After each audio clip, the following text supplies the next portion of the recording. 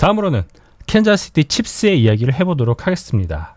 참 마지막에 아쉬웠던 칩스라고 할 수가 있죠. 칩스 15승 2패, 디비전 또 1위, AFC 웨스트 디비전 타이틀을 차지를 했죠. 그리고 AFC 컨퍼런스 챔피언십 우승과 함께 슈퍼볼 진출에 성공을 했습니다. 그러나 다들 아시는 것처럼 굉장히 안타까운 경기력과 함께 패배를 했죠. 이 칩스의 시즌은 전반적으로 어떻게 보셨나요? 어떻게 보면 시즌 초반에 막 연승을 하다가 버팔로 빌스에게 한번 끊겼고 그 이후에도 또 계속 연승을 하면서 이게 이런 식으로 정말 한 포지션 차이로 계속해서 이기는 모습들을 보면서 이게 칩스구나 라는 어떤 감탄이 또 나왔던 시즌이었죠. 하지만 결국에 슈퍼볼이 목표인 팀이다 보니까 슈퍼볼 패배는 당연히 아쉬울 수밖에 없고요. 기본적으로 칩스가 칩스했다. 정말 칩스다운 시즌이었다라고 저는 그렇게 보고 있습니다. 이 15승 2패라는 기록은 프랜차이즈 레코드예요. 그래서 굉장한 기록이고요. 9년 연속 AFC 웨스트 지구 우승.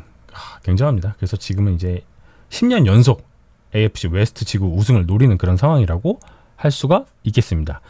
또 굉장히 기록적인 부분이 2003년 이후에 처음으로 홈 전 경기에서 무패를 기록을 했습니다. 막강했던 어떤 홈 경기 성적을 보여줬다라고 할 수가 있고요. 다만 이 시즌 초 9연승은 2013년 이후 최초 기록인데 이 중 11승 중 10경기가 원포지션 이내에서 승리였다는 점, 요건 좀 재밌었던 것 같아요.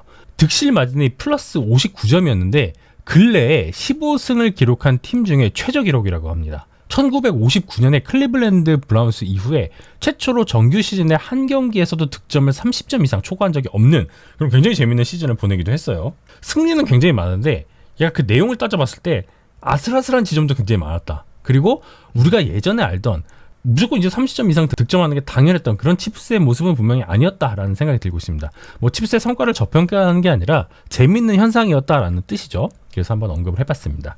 그래서 먼저 오펜스부터 살펴보면 좋을 것 같아요. 앤드리드와 맨내기 체제 아래에서 칩스는 이번 시즌에도 패트릭 마홈즈를 필두로 웨스트코스트 오펜스 기반의 오펜스를 가져갔습니다. 그리고 이번 시즌은 굉장히 두드러졌던 특징 중에 하나가 굉장히 다양한 타이트엔드들을 적극적으로 활용한 헤비 퍼스널 활용을 늘렸다는 것이죠.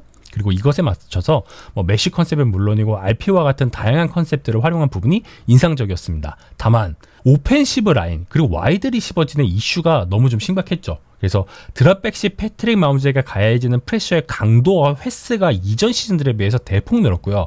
실질적인 공격 효율성 지표가 전반적으로 하락하는 그런 추세를 보인 시즌이었습니다. 시즌 초반만 해도 패트릭 마홈스는 정확도라던가 턴오버 이슈가 계속해서 있었고요. 트레이비스 켈시도 커리어에서 가장 부진한 시즌을 보내기도 했습니다. 그 외에도 와이드 리시버의 어떤 중심이 돼줘야 될 라시 라이스라던가 할리우드 브라운 그리고 러닝백 아이지아 파체코 이런 좀 주전 선수들이 다 부상으로 인해서 이탈을 많이 했고 그러다 보니까 기본적으로 스킬 포지션들의 탤런트가 많이 부족한 현상이 일어났고요.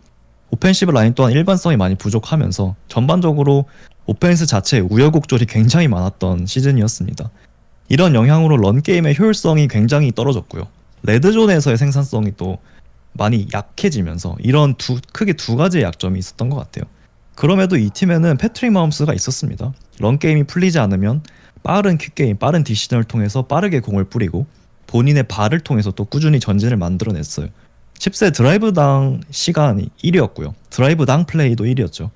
서드다운 컨버전 성공률도 2위였어요. 그래서 이런 수치가 보여주는 거는 결국 패트릭 마홈스를 위시로 한 이 오펜스 유닛들이 매 드라이브를 터치다운으로 연결시키지 못할지언정 어쨌든 드라이브의 지속성을 가지고 꾸준히 스코어링 포지션으로 들어갔다는 뜻이기도 합니다. 그래서 이런 오펜스는 결국에 디펜스가 지켜준 것보다 한 포지션 더 득점할 줄 아는 그런 오펜스였고 패트릭 마홈스이기에 좀 운영 가능했던 그런 오펜스가 아니었나 저는 그렇게 생각을 하고 있습니다.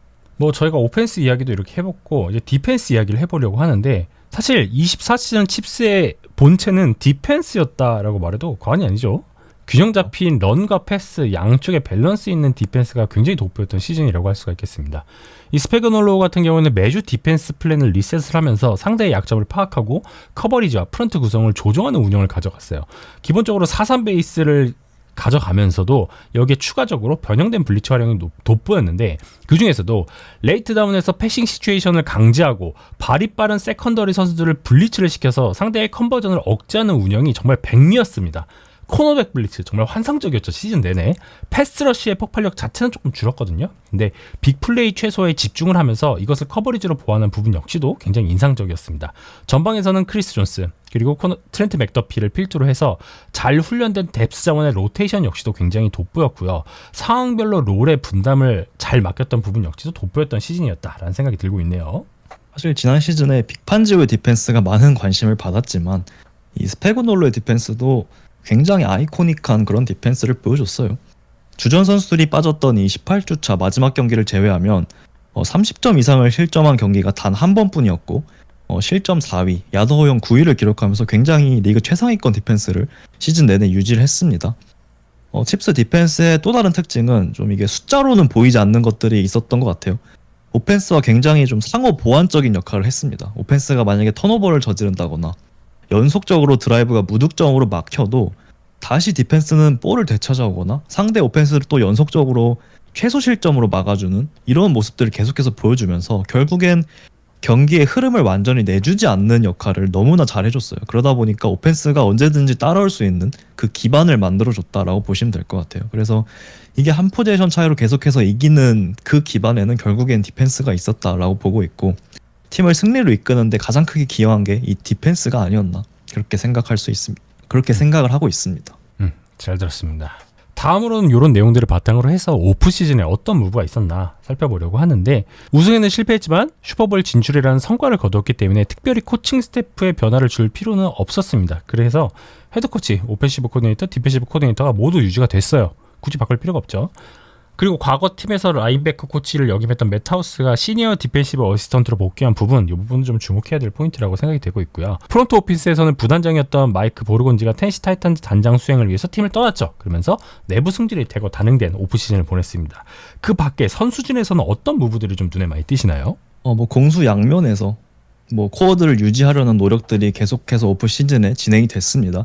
물론 오펜시브 라인의 중심을 잡아주던 이 노장, 조튜니까지 지킬 수는 없었지만 기본적으로 트레이 스미스라던가 닉 볼튼, 조지 클라프티스 이런 선수들과 재계약을 체결하면서 젊은 코어들을 다 전부 유지했습니다. 거기에 러닝백 일라이자 미첼 그리고 4라운드에서 드래프트에서 제일런 로얄 이런 선수를 추가하면서 러닝백 그리고 와이드 리시버 뎁스에 조금 경험과 깊이를 더했고요. 가장 중요한 부분은 역시 오펜시브 라인 그룹이겠죠. 계속해서 프랜차이즈 레프트 태클을 찾는데 실패했잖아요. 근데 칩스는 FA에서 제일런 모어를 영입한 데 이어서 또 1라운드에서 조시 시몬스까지 지명을 하면서 어쨌든 슈퍼볼 패배의 원흉이라고 할 수 있는 이 오펜시브 라인을 정비하는데 꽤나 많은 힘을 쏟았습니다. 디펜스도 마찬가지죠. 주전 선수 대부분이 유지가 됐어요. 3태클 패스러셔로서 나름 스텝업을 보여줬던 이 터셔 마튼이 팀을 떠나자 1라운드 출신 제리 틸러리도 영입했고요. 드래프트에서 오마르 노먼 롯 이런 선수를 지명하면서 인테리어 라인을 보강했고요. 또한 차저스에서 부활한 크리스티안 풀턴을 이 코너백 크리스티안 풀턴을 영입하면서 지난 시즌 이제 제일런 왓슨 부상 시기에 많이 코너백 탤런트의 어떤 부족을 많이 보여줬었는데 이거를 강화하는데 또 성공을 했습니다. 그리고 그 외에는 세이프티 저스틴 리드가 팀을 떠났고 이 그룹에는 마이크 에드워즈를 영입을 하면서 나름 빈자리를 메꿨고요.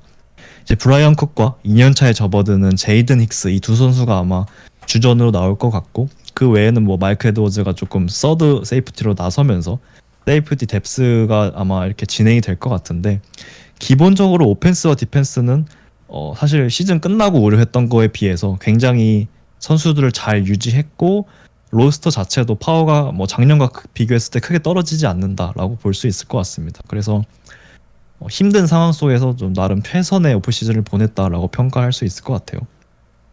잘 들었습니다. 그래서 이런 내용들을 바탕으로 해서 2025 시즌 어디를 주목하면 좋을까? 일단 오펜스, 여기도 저기도 불안한 오펜스라는 제목으로 한번 살펴보도록 하겠습니다. 칩스의 오펜스는 2022년 이후 3년 연속으로 리그 최상위권을 기록을 했었는데 내려왔죠. 지난 시즌 좀 아쉬웠습니다. 2024 시즌에는 리그 12위에서 19위권 평범한 효율성을 기록을 했고요. 30점 이상을 뽑는 게 당연했던 오펜스는 매경기 20점 언저리를 생산하는데 그쳤습니다.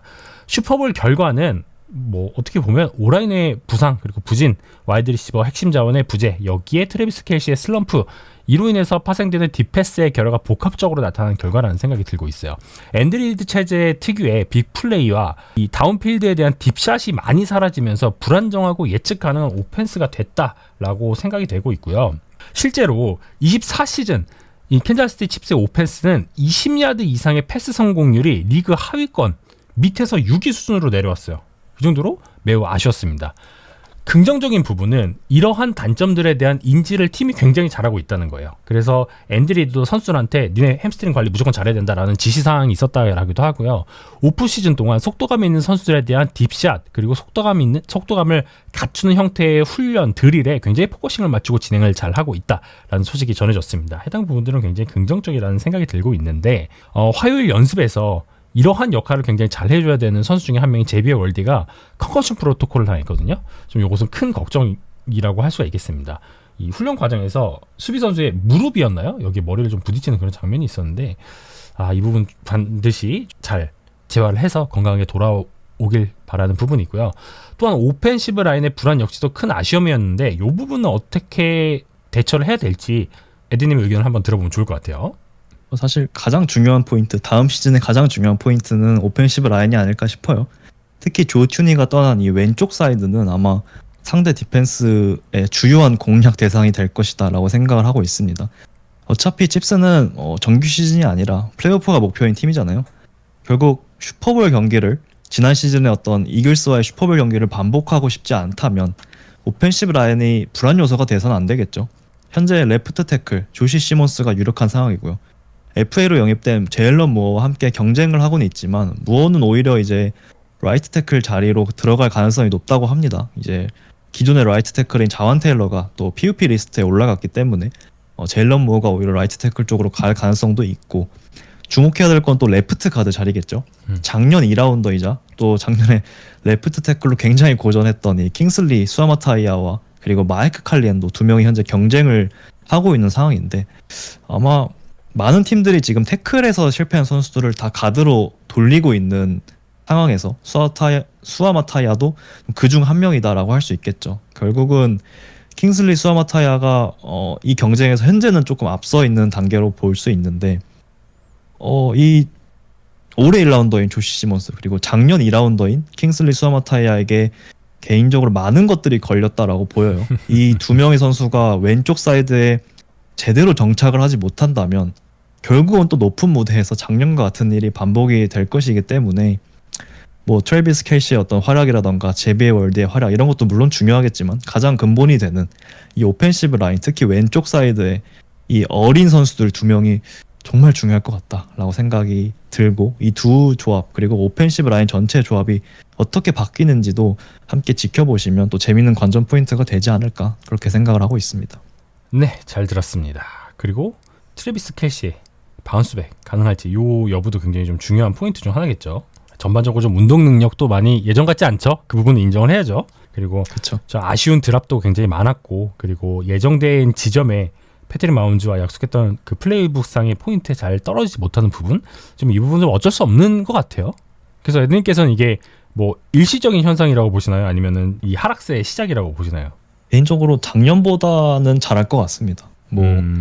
작년에 정말 특히 조금 부진했던 것 같고 이번 오프 시즌에 제대로 절치부심해서 뭐 감량도 하고 드릴을 아주 디테일하게 나눠서 하고 있다라고 그런 소식들을 봤거든요. 사실 트래비스 켈시라는 어떤 정말 역대 타이트엔드 반열에 올라가는 선수이기 때문에 작년의 부진을 반복하진 않을 것 같다라는 개인적인 생각이 들고 그래도 뭐 이게 뭐 프라임 타임의 트래비스 켈시냐라고 하면 그건 또 아니겠지만 어쨌든 팀이 필요한 그 역할들을 작년에 비해서는 더 잘해줄 수 있지 않을까 그런 기대감은 갖고 있습니다.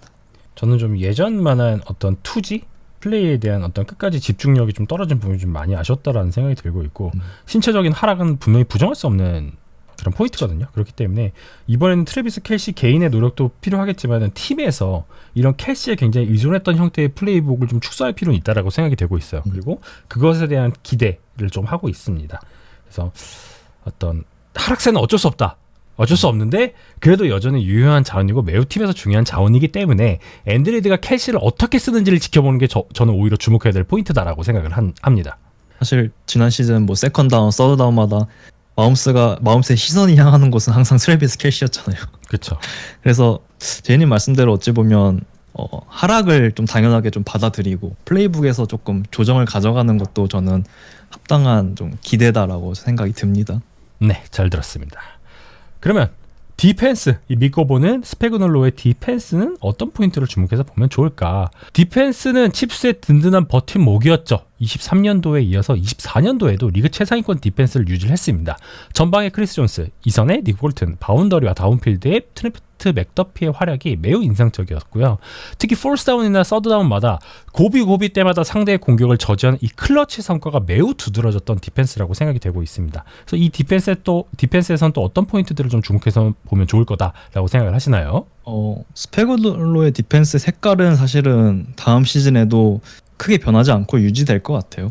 결국에 이 세컨 다운, 서드 다운에서 좀 프레스 커버리지의 정렬을 적극적으로 활용한 다양한 뭐 코너백 블리츠들, 그리고 후방에는 뭐 쿼터스 커버리지와 맨 커버리지를 좀 섞어서 활용하면서 빅플레이를 억제하고 뭐 턴오버 창출을 노리는 뭐 그런 형태의 디펜스가 될 거라고 보는데, 여기서 주목해야 될 선수는 아마 제 개인적으로 이번에 새롭게 합류한 코너백 크리스티안 풀턴인 것 같습니다. 차저스에서 좀 성공적으로 부활하면서 이제 칩스에서 아마 이번 코너백으로서 역할을 부여받을 걸로 기대가 되는데, 지난 시즌 저희가 위클리 NFL에서도 여러 번 다뤘지만 이번 코너백이었던 제일러 마슨이 부상으로 결장했을 때 그 자리에 나왔던 뭐 나지 존슨이라는 이런 백업 코너백이라던가 다양한 로스터에 좀 밑에 있는 이런 여러 코너백들이 좀 고전을 많이 했던 그런 경험이 있어요. 그러다 보니까 이 크리스티안 풀턴은 이 어떤 빈자리를 해결해줄 좋은 자원이라고 생각을 하고요. 제일러 마슨이 돌아왔다고 해도 어쨌든 이번 코너백에 대한 경쟁은 계속 될 거고, 코너백 뎁스 자체가 좋아지는 효과가 있기 때문에 혹시 제일러 마슨이 다시 부상으로 나간다 해도 이거는 굉장히 좋은 영입이고 좋은 자원이 될 거라고 생각을 합니다. 그리고 이외에도 뭐 올해 칩스 디펜스의 어떤 전술적인 변화 이런 거에 집중하기보다는 결국에는 새롭게 주전 자리로 치고 들어오는 선수들의 활약이 아마 당연하게 중요하겠죠.